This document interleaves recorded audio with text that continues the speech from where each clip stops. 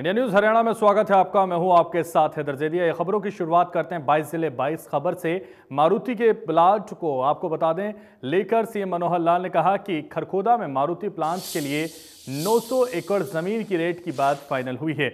उन्होंने कहा है कि गुरुग्राम और मानेसर की प्रोडक्शन को बढ़ाकर खरगोदा में भी प्लांट लगेगा। साथ ही ग्रासिल पेंट कंपनी के लिए भी पानीपत में प्लांट लगाने की बात कही गई है और फाइनल हो गई है। सीएम ने जानकारी देते हुए कहा कि पानीपत में 70 एकड़ में पेंट कंपनी का प्लांट लगेगा। सीएम ने कहा कि नौकरियों में 75% आरक्षण पर चर्चा हुई थी, जिनमें 50,000 सैलरी कैटेगरी की लिमिट को 30,000 कैटेगरी तक रखा गया था। एक बैठक थी हरियाणा पब्लिक एंटरप्राइज बोर्ड की और उसमें हम हर महीने 1.5 महीने बाद रेगुलर इंटरवल के ऊपर ही मीटिंग करते हैं और जो इन्वेस्टर्स हैं वो इन्वेस्टर्स की प्रोजेक्ट्स, कहीं छोटे प्रोजेक्ट कहीं मेगा प्रोजेक्ट, हर एक प्रोजेक्ट के बारे में विचार करके उनको स्पेशल कंसेशंस जो वो डिमांड करते हैं और जो हमारी पॉलिसी है उसके हिसाब से उनसे नेगोशिएट करके और हम देते हैं। आज 2 उद्योग ऐसे हैं जिन्होंने ज़मीन के लिए भी और कुछ कंसेशन जो हमारे से मांगे थे वो पॉलिसीज हमने दोनों क्लियर कर दी हैं। एक उसके अंदर मारुति उद्योग खरखोदा के अंदर 900 एकड़ ज़मीन, क्योंकि कुछ रेट्स की बातें चल रही थी, आज हमने वो फाइनल कर दिया है। कुल मिलाकर के 2 करोड़ और 296 में से 10% कम, 296 का रेट है, लेकिन एक स्पेशल प्रोविज़न है 10% कंसेशन का। वो विदिन 45 डेज अगर पैसा देते हैं तो 10% रिबेट, इस तरीके से फाइनल हो गया है। और बाकी उनको कुछ कंसेशंस हमने जो हमारा SGST होता है उसमें रीइंबर्समेंट होती है, तो वो हमने 15 साल के लिए उनको SGST की रीइंबर्समेंट दी है और ताकि वो उनको एक कंसेशन रहे। नया प्रोजेक्ट खरखोदा में उनका ये लगेगा और लगता है 2 या 3 साल के अंदर, 2.5 साल के अंदर वो प्रोजेक्ट को वहाँ ले जाएंगे। जो उनकी प्रोडक्शन यहाँ पहले गुड़गांव और मानेसर में चल रही है उसको और बढ़ा करके और उस प्रोडक्शन को करेंगे और एक प्रकार का हमारा ऑटो उद्योग है, ऑटोमोबाइल उद्योग है, वो और आगे बढ़ेगा। इसी प्रकार से एक दूसरा प्रोजेक्ट है ग्रासिम पेंट्स का। ग्रासिम पेंट्स की बातचीत पहले रोहतक में चल रही थी, लेकिन किन्हीं कारणों से उनको रॉ मटेरियल पानीपत में ज़्यादा मिलता था, उन्होंने एक्सचेंज किया है। उस एक्सचेंज में भी कुछ शर्तें और नई जोड़ी गई हैं, जिसमें से उनको भी जो कंसेशन देने थे कुल मिला के उसको भी हमने फाइनल कर दिया है। कितने एकड़ पर है? 70 एकड़ के ऊपर वो इंडस्ट्री पेंट की वहाँ लगेगी। और तीसरा एक प्रोजेक्ट रेलवे के पार्ट्स बनाने के लिए भी एक ऑफर आई है, उसको फाइनल अभी बाद में करेंगे, लेकिन रोहतक में एक उस उद्योग का भी आज बातचीत प्रारंभिक हुई है। ऐसे 3 बड़े प्रोजेक्ट थे जिसके लिए आज चर्चा। डेंगू और मच्छरों से होने वाली बीमारियों की रोकथाम के लिए हरियाणा सरकार हर संभव कदम उठा रही है। इस दिशा में राज्य सरकार अब ग्राम पंचायतों को फॉगिंग मशीनें भी उपलब्ध करवा रही है, ताकि गांव-गांव में फॉगिंग करवा कर डेंगू और मलेरिया जैसी बीमारियों के फैलाव को रोका जाए। प्रदेश सरकार इस कदम के बाद पंचायती स्तर पर फॉगिंग मशीनें बांटने वाला हरियाणा देश का पहला राज्य बन गया है। उप मुख्यमंत्री दुष्यंत सिंह चौटाला ने पानीपत और सोनीपत में ग्राम पंचायतों को फॉगिंग मशीनें वितरित की हैं। इस दौरान पत्रकारों से रूबरू होते हुए उप मुख्यमंत्री ने कहा कि डेंगू के खिलाफ हरियाणा बड़े स्तर पर लड़ाई लड़ रहा है। उन्होंने कहा कि प्रदेश सरकार द्वारा सभी 22 जिलों में फॉगिंग मशीनें बांटी जाएंगी और ग्रामीण क्षेत्रों में रेगुलर फॉगिंग करवाई जाएगी। साथ ही दुष्यंत चौटाला ने प्रदेशवासियों से अपील की है कि वो कोरोना महामारी की तरह डेंगू मलेरिया के खिलाफ भी जागरूक होकर लड़ाई लड़ें।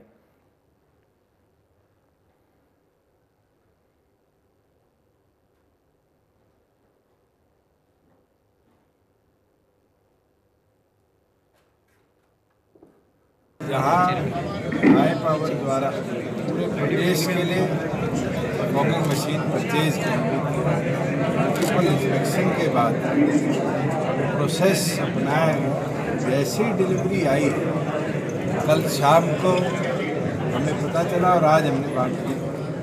इससे फास्ट तो मेरे ख्याल से किसी भी स्टेट में आज तक कदम नहीं उठाया और हमारा ये प्रयास है कि 22 के 22 जिलों में जो हमारे पास इनिशियली 1500 का लॉट आया है वो हम डिस्ट्रीब्यूट कर देंगे। रेगुलर फॉगिंग एक गांव में 2-2, 3-3, 4-4 दिन के गैप में होती रहे।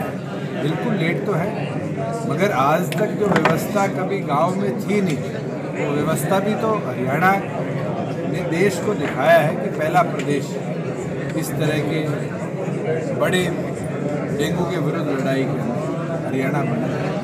मैं बधाई दूंगा पंचायत डिपार्टमेंट के तमाम अधिकारियों को जिनने इस प्रोसेस को अपनाया और अब ये टारगेट भी उनको दूंगा कि वो अगले एक हफ्ते में एटलीस्ट जिन जिन जिलों में मशीनें डिलीवर हो चुकी हैं वहाँ एक एक बार प्रति एक गाँव में फॉगिंग करवाएं। और नागरिकों से भी आग्रह करूँगा कि अगर आपके गाँव में फॉगिंग नहीं हो रही और मशीनें आपको पता है कि आसपास के गांव में उपलब्ध है तो उसको शेयर करो, उसको राशन करो। धीरे धीरे जैसे हमने कोविड के विरुद्ध लड़ाई लड़ी थी, जब सब एक हुए, मलेरिया और डेंगू के विरुद्ध लड़ाई के अंदर फॉगिंग कराना बहुत जरूरी है। और फॉगिंग करा कर इस नई महामारी जो दिख रही है हमें उससे लड़ाई लड़ी।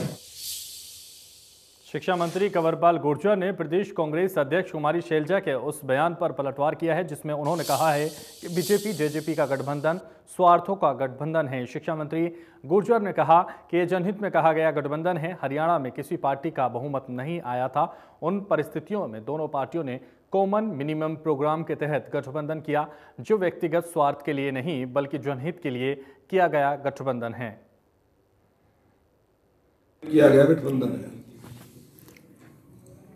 किसी भी पार्टी को जिस प्रकार से बहुमत नहीं मिला था, उन परिस्थितियों में दोनों पार्टियों ने मिलकर कॉमन मिनिमम प्रोग्राम बनाया और उस प्रोग्राम को इम्प्लीमेंट करने के लिए सरकार काम कर रही है और वो आज सबके सामने इम्प्लीमेंट होने भी लग रहा है धीरे धीरे।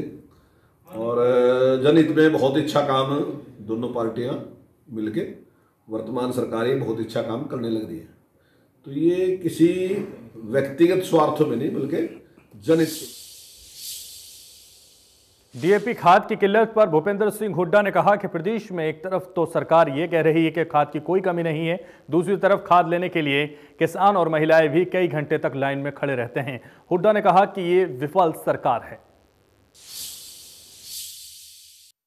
ये जो मौजूदा सरकार है बीजेपी जेजेपी की सरकार, जो पेट्रोलियम के भी रोज कीमत बढ़ते हैं और हरियाणा में जो वैट कम किया है हरियाणा सरकार ने, केंद्र सरकार ने, वो नाकाफ़ी है। मैं कई दफ़ा कह चुका हूँ वैट का लेवल जो है वो लाना चाहिए जो हमारे समय में था। और जो बयान इनके आते हैं, मंत्रियों के भी आते हैं और भी, कि खाद की कोई कमी नहीं, खाद की कमी नहीं तो लंबी लाइनें कैसे लगती है। हमारी बहन बेटियाँ लंबी लाइन में खड़ी होती हैं, पूरे पूरे दिन खड़ी होती हैं, जब एक कट्टा मिलता है। तो ऐसी किल्लत, ऐसी दुर्गति किसान की, गरीब आदमी की, मध्यवर्गीय लोग की कभी पहले नहीं देखी गई जो इस सरकार में हुई है। ये विफल सरकार है। जनहित का कोई सरकार फैसला नहीं लिया इन्हें, सिर्फ इवेंट मैनेजमेंट है। इवेंट मैनेजमेंट करना जानते हैं, काम नहीं जानते, लोगों की तकलीफ नहीं समझ सकते। मैनिफेस्टो है जो 19 का इनका, 14 का बीजेपी का हरियाणा का और 19 का जेजेपी का और बीजेपी का, आप मैनिफेस्टो पढ़ोगे तो एक भी वायदा ऐसा नहीं जो इसने पूरा किया हो। इन्होंने कहा था एमएसपी की गारंटी होगी, कहाँ एमएसपी मिल रही है, बल्कि ये कहा था हम बोनस देंगे अलग अलग। जो प्रदेश 2014 में प्रति व्यक्ति आय, प्रति व्यक्ति निवेश में नंबर 1 था, वो आज किस चीज़ में नंबर 1 है? बेरोजगारी में, अपराध में। और जो आप देख रहे हैं इतनी किल्लत, गरीब आदमी की तो इतनी किल्लत है कि उसका तो जीना दुर्लभ हो गया है। रसोई इतनी महंगी है कोई इसकी, किसान की लागत बढ़ गई, आमदनी घट गई, किसान बर्बादी के कगार पे है, व्यापारी को व्यापार ठप है उसका। तो कोई भी सरकार से वो नहीं है, संतुष्ट नहीं है। इन दिनों हरियाणा में डीएपी खाद की किल्लत चल रही है। उचाना में खाद के लिए सुबह से ही किसान लाइन में लगे रहे, लेकिन अभी तक डीएपी खाद की गाड़ी नहीं पहुंची है। उचाना की जनता सुबह से ही भूखी प्यासी सुबह 6 बजे से लाइन में लगी रही है, लेकिन खाद नहीं मिला है।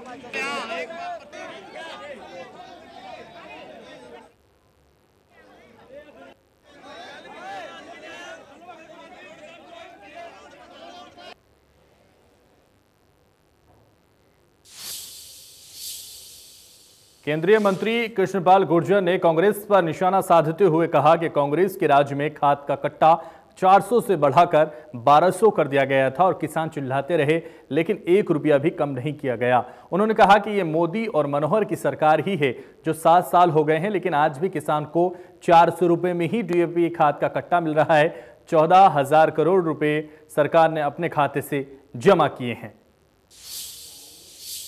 इस बार बरसात ज़्यादा हुई है और बरसात ज़्यादा होने के कारण डिमांड समय से पहले आ गई है और डिमांड समय से पहले आ गई है, लेकिन तैयारी सरकार ने समय के अनुसार की थी, तो इसलिए उसमें दिक्कत आई नहीं। पिछले 7 साल से कोई डीए, ये तो वो सरकार है, मुझसे क्यों कहलवाते हो। 2013 में कांग्रेस के राज में डीएपी का कट्टा 400 से 1200 रुपये हो गया। किसान चिल्लाते रहे, 1 रुपया बैग पे कम नहीं किया।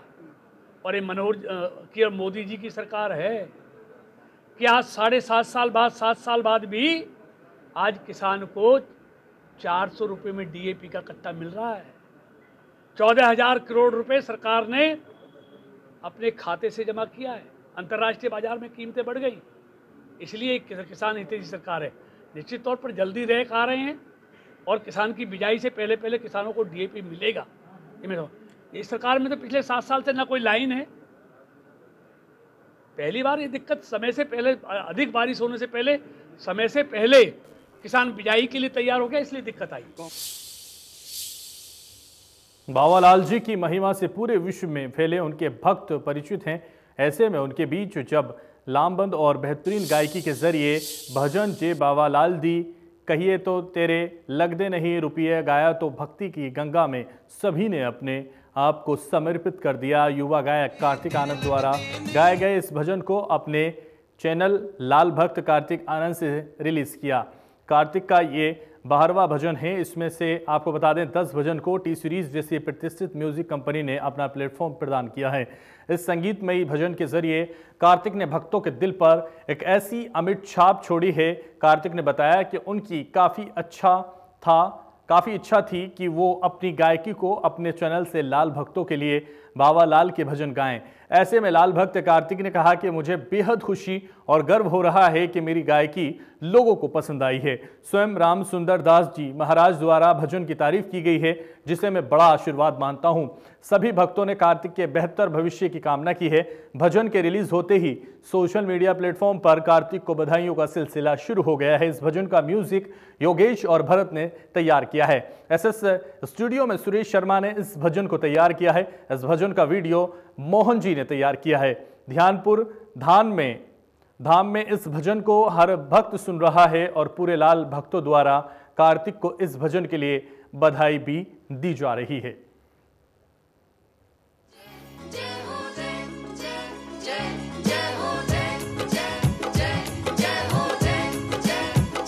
बाबालाल दी कहिए तेरे लगते नहीं रुपये, जय बाबालाल दी कहिए तेरे लगते नहीं रुपये, लगते नहीं रुपये, तेरे लगते नहीं रुपये, लगते नहीं रुपये, तेरे लगते नहीं रुपये, जय बाबालाल दी कहिए तेरे लगते नहीं रुपये, जय बाबालाल दी कहिए तेरे लगते नहीं रुपये, जय बाबालाल दी कहिए तेरे लगते नहीं रुपये।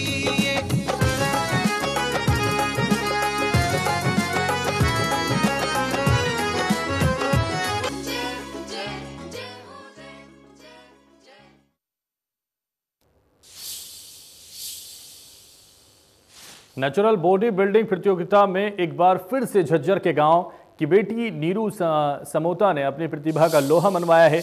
नीरू पिछले लंबे समय से ऑस्ट्रेलिया में रह रही हैं और बॉडी बिल्डिंग में समय समय पर होने वाली प्रतियोगिताओं का हिस्सा अक्सर बनती रहती हैं।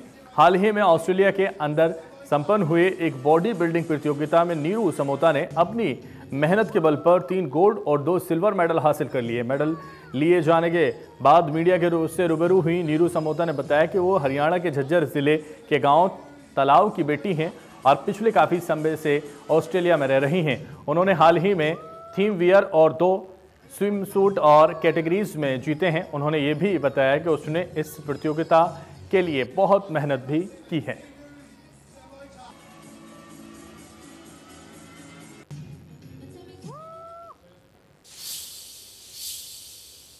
तरावड़ी ईदगाह बस्ती में शराब के नशे में धुत एक युवक मोबाइल टावर पर चढ़ गया और घंटों नौटंकी करता रहा। युवक का नाम अरुण है। मौके पर युवक को देखने के लिए लोगों का हुजूम लग गया। सूचना मिलने पर तरावड़ी पुलिस भी घटनास्थल पर पहुंच गई। हालांकि घंटों तक नौटंकी करने के बाद शराबी युवक को टावर से नीचे उतारा गया। शराबी युवक की मां ने बताया कि मेरा बेटा शराबी है, इससे काफी परेशान हूं और घर में रखा सामान भी इसने बेच डाला है और मेरे साथ लड़ाई झगड़ा करता रहता है।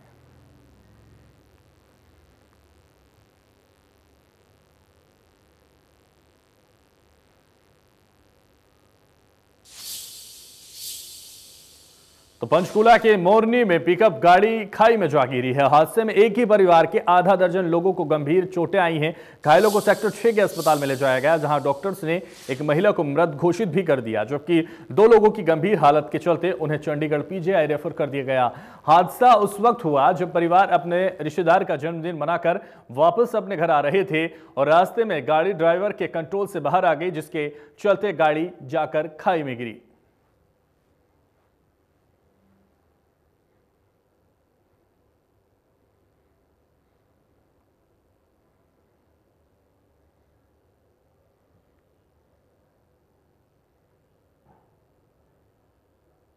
पंचकुला के मोरनी एरिया में एक बेहद ही दर्दनाक सड़क हादसा हुआ है, जिसमें एक महिंद्रा पिकअप गाड़ी बहुत ही गहरी खाई के अंदर गिर गई है। अभी तक पुलिस उस गाड़ी को निकाल नहीं पाई है। इस हादसे के अंदर करीब आधा दर्जन लोगों को चोटें आई हैं, जो एक ही परिवार के रहने वाले थे और अपने एक रिश्तेदार के जन्मदिन के कार्यक्रम से वापिस आ रहे थे। इस हादसे में प्रोमिला देवी नाम की एक महिला की मौत हो चुकी है, जबकि 2 लोगों को गंभीर हालत के अंदर पीजीआई चंडीगढ़ रेफर किया गया है। इसके अलावा बाकी लोगों को पंचकुला सेक्टर 6 जनरल अस्पताल के अंदर एडमिट करवाया गया है। वहीं पुलिस अब हादसे के कारणों की जांच करने में जुटी हुई है। इसके साथ साथ मौके पर क्रेन को बुलाया गया था, लेकिन गहरी खाई होने के चलते और रात का समय होने के चलते गाड़ी को नहीं निकाला जा सका, जिसे अब शनिवार की सुबह निकाला जाएगा। कैमरामैन कपिल नागपाल के साथ अमित शर्मा, इंडिया न्यूज हरियाणा। लोगों की सुविधा के लिए और कोरोना महामारी की रोकथाम के लिए स्वास्थ्य विभाग की ओर से अब घर घर जाकर वैक्सीन लगाने का अभियान शुरू किया हुआ है। इसी कड़ी में सिरसा के गांव बेगू में स्वास्थ्य विभाग की टीम ने घर घर जाकर लोगों को वैक्सीन लगाई है। नागरिक अस्पताल के उप सिविल सर्जन ने बताया कि जिले में 345 गांवों को चयनित किया गया है। विभाग की टीम हर रोज गांव के अलग अलग घरों में जाकर दस्तक दे रही है। सिरसा में अब तक 95% पहली और 28% तक दूसरी डोज लग चुकी है। उन्होंने लोगों से अपील की है कि ज्यादा से ज्यादा संख्या में अभियान से जुड़कर वैक्सीन जरूर लगवाएं।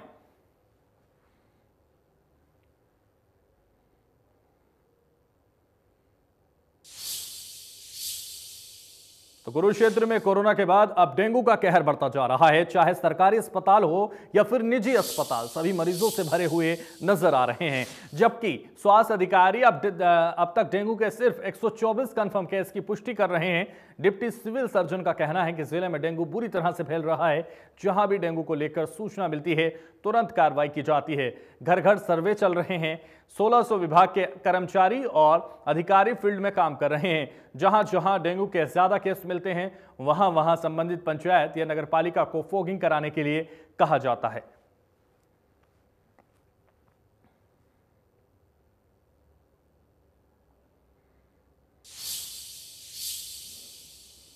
तो फिलहाल 22 जिले 22 खबरों में बस इतना ही। दीजिए मुझे इजाजत और आप देखते रहिए इंडिया न्यूज हरियाणा।